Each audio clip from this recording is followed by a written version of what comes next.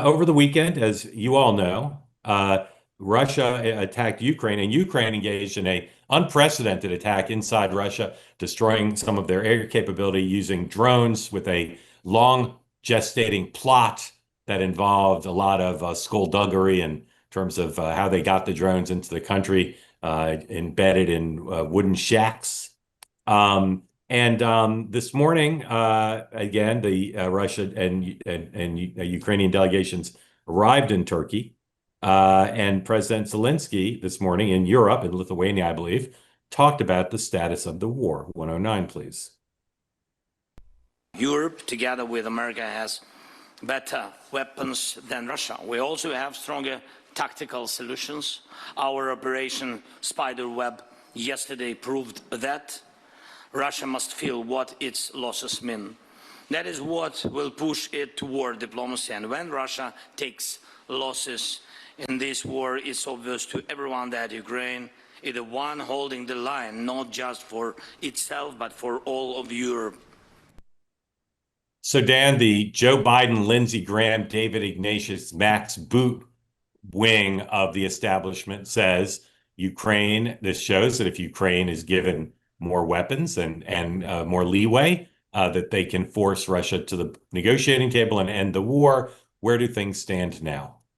Yeah, I don't think this will force Russia to the table per se, but it is a sign. I mean, that they can hit Russia, that they can do some pretty serious damage. I mean, the way they did this is remarkable. That it sounds like over a year and a half, and the roofs of these things opened, and the drones came out, and I think one of the planes they hit was in Siberia. I think it is still true. Like, Putin has no intention of stopping, and therefore you either are going to stand up to him and fight back, or you're not.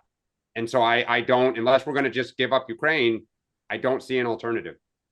Sean, how did if at all, how did the Ukraine unprecedented use of drones?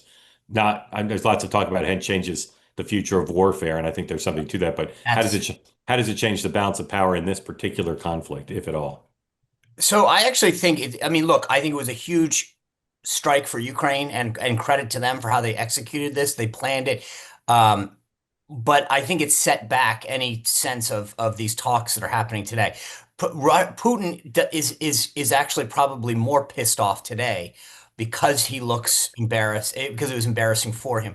So if you actually want to talk about peace, as much as this was a victory for Ukraine and it showed their prowess and their ingenuity and et cetera, there's no way that Putin's going to, he now needs to do something big and bold to show that he's going to strike back. So I actually think that this works against peace as much as I think it shows how asymmetric and like the ingenuity of the Ukrainian forces. But Mark, I will say this. Your first point is probably my biggest takeaway. The future of war. We look at what Israel did with that cell phone attack. Remember, whatever, 8-9 months ago, where they had them all go off at the same time. The Houthi attacks against some of our ships. This is the future of war. The future of war is drones, asymmetric warfare, drone warfare. This is not this. This is where things are headed, and I think it's if anything, not just what happened yesterday, but if you're a U.S. policy planner, this is what you should be looking at going forward, because this is the threat that we face. And this is how people are going to attack each other, both state and non-state actors. All right. We'll talk more about it, I'm sure, this week, because it's my spidey sense says it's a critical moment. Like what you see? Why don't you subscribe? This is a great opportunity to be part of unique conversations. Just hit the subscribe button. And if you want to watch our events live, go to twoway.tv.